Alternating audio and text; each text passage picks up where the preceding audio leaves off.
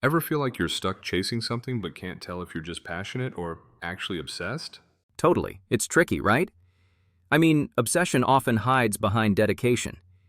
Yeah, but here's a thought. What if obsession is just refusing to leave when you've already learned all you could? Like staying in a job just for the recognition, even though you've outgrown it? Exactly. That craving for credit can trap you. You've done 70%, the law of 317 kicks in. It's time to move, but you stay, hoping for applause. Meanwhile, someone else swoops in, takes over, gets all the praise, and you're left bitter. And that bitterness? That's obsession's best friend.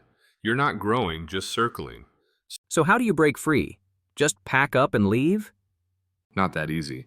If you haven't done the foundational self-study, you'll stay stuck. You won't even realize what's happening. That's the kicker. You can't act by principle if you haven't built it. No principle, no clarity. Exactly. And once you're stuck, your judgment gets cloudy. You start fumbling. Then boom, you're either pushed out or burnt out.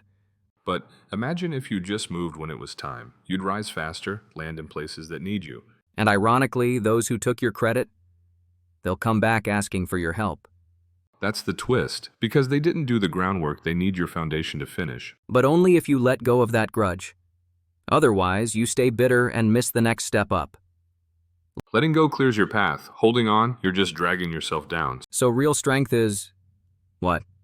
Silence? Sometimes, yeah. When you're not strong enough to challenge someone, admit it. Be still. Be silent. That's wild. Silence as a strategy.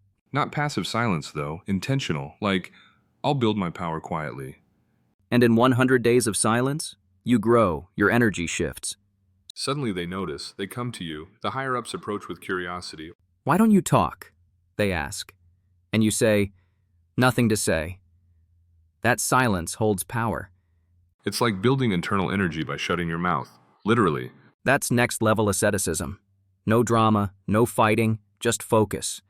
And when the moment comes, you're already on higher ground. So maybe the real flex is doing your work, letting go of praise, and building quietly. Exactly. Recognition might follow, or not. But you keep rising. I kinda want to try the 100-day silence now. Start with one. See how loud silence really is.